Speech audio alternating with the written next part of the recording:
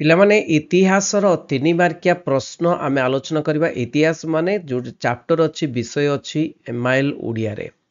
ଏମାଇଲ ଓଡ଼ିଆର ଇତିହାସ ଲେଖିଛନ୍ତି ପ୍ରାବନ୍ଧିକ କିଏ? ବିଶ୍ୱନାଥ କର। ଆଉ 3 ନମ୍ବର ବିଶିଷ୍ଟ ପ୍ରତ୍ୟେକ ଉତ୍ତର ଲେଖିବା ସମୟରେ କ'ଣ କରିବେ ନା ବିଷୟ କ'ଣ ଅଛି ଏବଂ ଲେଖକ କିଏ, ନାଇଁ କି ବିଷୟ ଏବଂ ଲେଖକଙ୍କ ନାମ ଲେଖିବା ଆବଶ୍ୟକ। ଏଇଟା ମନେ ରଖିବ। ବିଷୟ ଇତିହାସ ପ୍ରାବନ୍ଧିକ ବିଶ୍ୱନାଥ କର, ନହେଲେ ପ୍ରବନ୍ଧ ଇତିହାସ ପ୍ରାବନ୍ଧିକ ବିଶ୍ୱନାଥ କର, ଏମିତି ଲେଖିବ। ପ୍ରଥମ ପ୍ରଶ୍ନ ଦେଖିବା, ବୁଝିବା ଭଲ ଭାବରେ। ବିଂଶ ଶତାବ୍ଦୀର ମାନବ ସମାଜର ଭିତ୍ତିଭୂମି କ'ଣ? ବିଂଶ ଶତାବ୍ଦୀର ମାନବ ବା ବର୍ତ୍ତମାନର ସଭ୍ୟତମ ମାନବ ସମାଜର ଭିତ୍ତିଭୂମି ହେଉଛି କ'ଣ? ଭିତ୍ତିଭୂମି ନା ତାହାର ପାଦ ମୂଳରୁ ଯେତେ ନିମ୍ନ ଦେଶକୁ ଅବତରଣ କରିବ ସେତେ ନର କଙ୍କାଳ ଦେଖିବ, ନାଇଁ କି? ନିମ୍ନ ଦେଶକୁ ଅବତରଣ କରିବ ସେତେ ନର କଙ୍କାଳ ଦେଖିବ।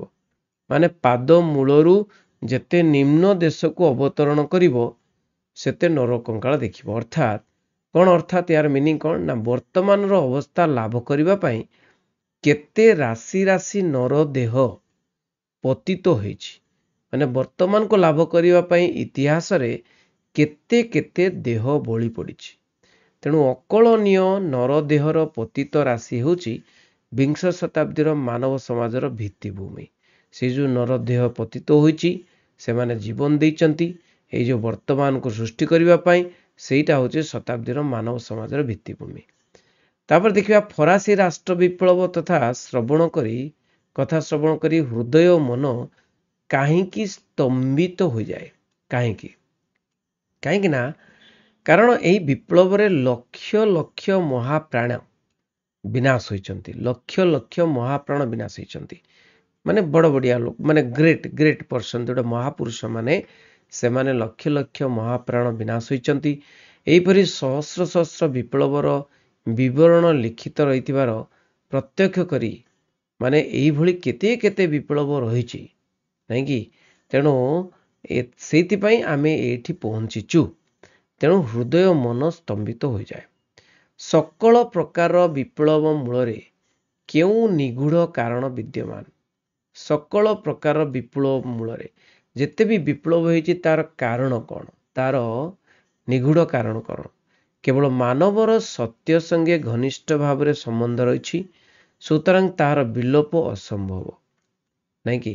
ତେଣୁ ସତ୍ୟ ସଙ୍ଗରେ କାହାର ନା ମଣିଷର ସତ୍ୟ ସଙ୍ଗରେ ଘନିଷ୍ଠ ସମ୍ପର୍କ ରହିଛି।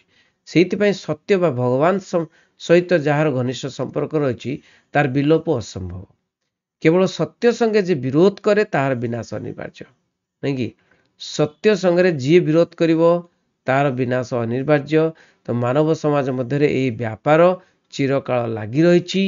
ତେଣୁ ସକଳ ପ୍ରକାର ବିପ୍ଳବର ମୂଳରେ ଏହି ନିଗୂଢ଼ କାରଣ ବିଦ୍ୟମାନ, ନାଇଁ କି? ଏହି ନିଗୂଢ଼ କାରଣ ବିଦ୍ୟମାନ କ'ଣ? ବିପ୍ଳବ ଫଳରେ ତେଣୁ କୌଣସି ସତ୍ୟ ସଙ୍ଗେ ବିରୋଧ କରିଛନ୍ତି। ଏ ସତ୍ୟ ସଙ୍ଗେ ବିରୋଧ କରିବାରୁ ତାଙ୍କର ବିନାଶ ଅନିବାର୍ଯ୍ୟ। ସେଥିପାଇଁ ବିପ୍ଳବ ସୃଷ୍ଟି ହେଇଛି। ଏକ ଶ୍ରେଣୀ ମନୁଷ୍ୟ କ'ଣ କରନ୍ତି? ଏକ ଶ୍ରେଣୀର ଯେଉଁମାନେ କ'ଣ କରନ୍ତି, କ'ଣ କରନ୍ତି ନାହିଁ। ତେଣୁ ପ୍ରଥମ ଶ୍ରେଣୀର ମଣିଷ ମାନେ, ଯେଉଁମାନେ ପ୍ରଥମ ଶ୍ରେଣୀର ମଣିଷ, ଏକ ଶ୍ରେଣୀ ବା ମନୁଷ୍ୟ କୁହାଯାଉଛି, ସାଧାରଣ ମଣିଷ କୁହାଯାଉଛି। ଏବଂ ସେଇ ଏକ ଶ୍ରେଣୀର ମଣିଷ ମାନେ କ'ଣ କରନ୍ତି ନା ପୃଥିବୀର ନାନା ବସ୍ତୁ ଦର୍ଶନ କରନ୍ତି, ସମ୍ଭୋଗ କରନ୍ତି, ମାନେ ସବୁ ଉପଭୋଗ କରନ୍ତି।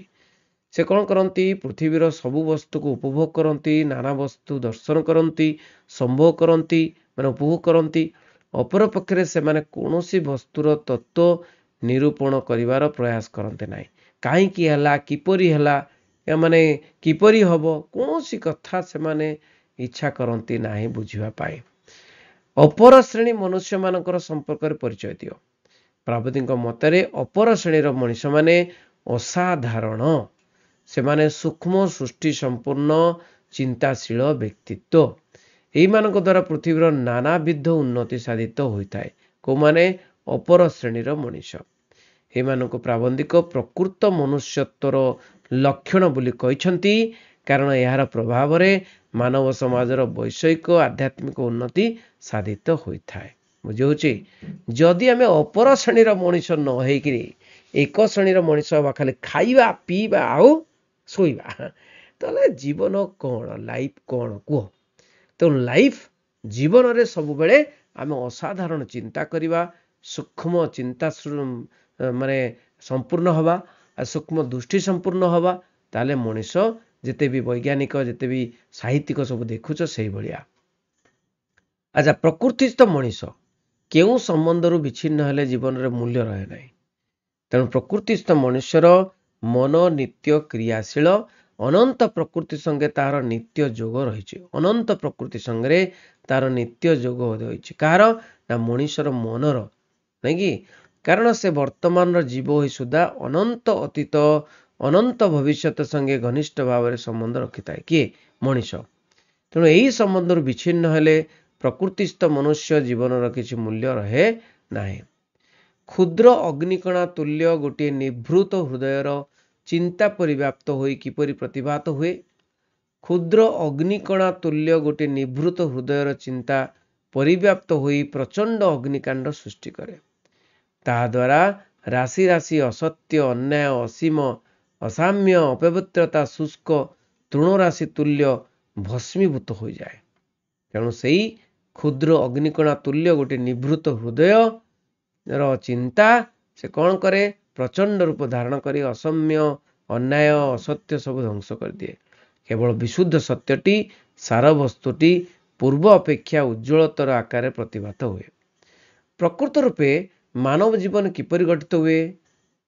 ମାନବ ଜୀବନ କେତେବେଳେ ଆଲୋକ, କେତେବେଳେ ଅନ୍ଧକାର, କେତେବେଳେ ଉଚ୍ଚ ହାସ୍ୟଧ୍ୱନି, କେତେବେଳେ ମର୍ମଭେଦୀ ହାହାକାର, ଏହିପରି ପରସ୍ପରର ବିରୁଦ୍ଧ ଓ ପ୍ରତିକୂଳ ଅବସ୍ଥାରେ ଗଠିତ ହୁଏ।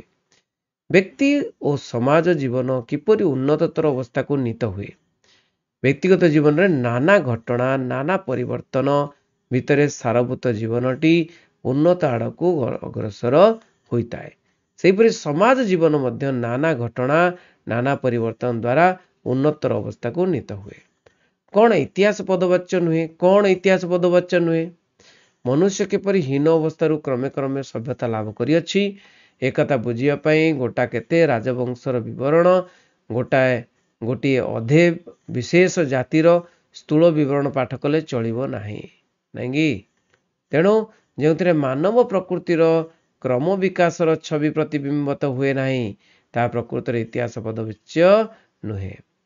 ପ୍ରତ୍ୟେକ ଜାତିର ପ୍ରାଚୀନ ଇତିହାସରେ କ'ଣ ଉପସ୍ଥାପନ କରାଯାଇଛି?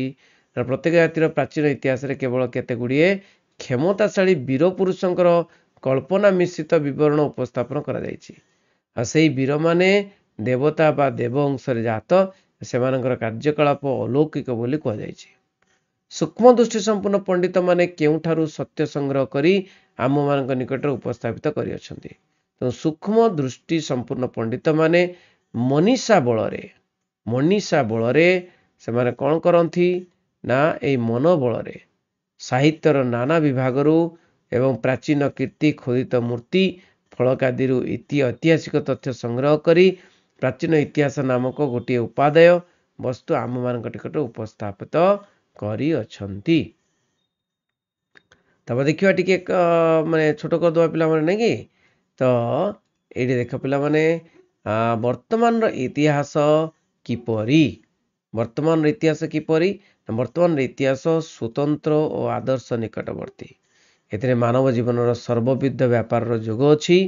କେବଳ ରାଜା, ରାଜପୁରୁଷ, ରାଜନୀତି ଘେନି ବର୍ତ୍ତମାନ ଇତିହାସ ରଚିତ ନୁହେଁ। ଏଥିରେ ଜାତି ସାଧାରଣର ଆଚାର ବ୍ୟବହାର, ଧର୍ମ, ନୀତି, ଶିକ୍ଷା, ଶିଳ୍ପ, ବାଣିଜ୍ୟ, ସାହିତ୍ୟ, ବିଜ୍ଞାନ ସବୁ ପ୍ରକାର ଜିନିଷ ଅଛି। କେଉଁଠାରେ ଦେଶ କାଳର ଦୂରତ୍ୱ ବିନିଷ୍ଟ ହୋଇଯାଏ, ମନୁଷ୍ୟ ବୈଷମ୍ୟ ରହିତ ଭୂମି ଉପରେ ଦଣ୍ଡାୟମାନ ହୋଇ ଆପଣା ଭିତରେ ସମଗ୍ର ବ୍ରହ୍ମାଣ୍ଡ ପ୍ରତ୍ୟକ୍ଷ କରିବାକୁ ସମର୍ଥ ହୋଇଥାଏ, ନାଇଁକି? ନିଜ ଭିତରେ ପୁରା ବ୍ରହ୍ମାଣ୍ଡକୁ ଦର୍ଶନ କରେ। ସେ ସର୍ବତ୍ର ମଙ୍ଗଳମୟ ବିଧାତାଙ୍କ ପ୍ରତ୍ୟକ୍ଷ ହସ୍ତ ଦର୍ଶନ କରି ସ୍ତମ୍ଭିତ ମୋହିତ ହୁଏ ଏବଂ ସେଠାରେ ଦେଶ କାଳର ଦୂରତ୍ୱ ବିନିଷ୍ଟ ହୁଏ। ଇତିହାସ ପାଠ ଦ୍ୱାରା ନିଜ ଜୀବନର କେଉଁ ବ୍ୟାପାର ପ୍ରତିଭାତ ହୁଏ? ଇତିହାସ ପଠନ ସମୟରେ ଆମ୍ଭେମାନେ ଅଲକ୍ଷିତ ଭାବରେ ସେହି ଧାରଣ ଭୂମିରେ ଉପସ୍ଥିତ ହୋଇଥାଉ। ସେହି ସମୟରେ ଅତୀତର ସୁଖ, ଦୁଃଖ, ହର୍ଷ, ବିଷାଦ, ଭୟ, ବିଭୀଷିକା, ସାହସ, ବିକ୍ରମ, ଜୀବନ, ମୃତ୍ୟୁ ଆମମାନଙ୍କ ନିକଟରେ ଜୀବନ୍ତ ହୋଇଉଠେ। ତାହା ନିଜ ଜୀବନର ବ୍ୟାପାର ତୁଲ୍ୟ ପ୍ରତିଭାତ ହୁଏ। ପିଲାମାନେ ଏଇଠି 15ଟି ପ୍ରଶ୍ନ ଆଲୋଚନା କଲେ, ସମସ୍ତଙ୍କୁ ସହାୟକ କରିବ ଏବଂ ଏହି ପ୍ରଶ୍ନ ଗୁଡ଼ିକରୁ ହିଁ ଆସିବ। Thank you very much. ରହିଲି। ବନ୍ଦେ ଉତ୍କଳ ଜନନୀ।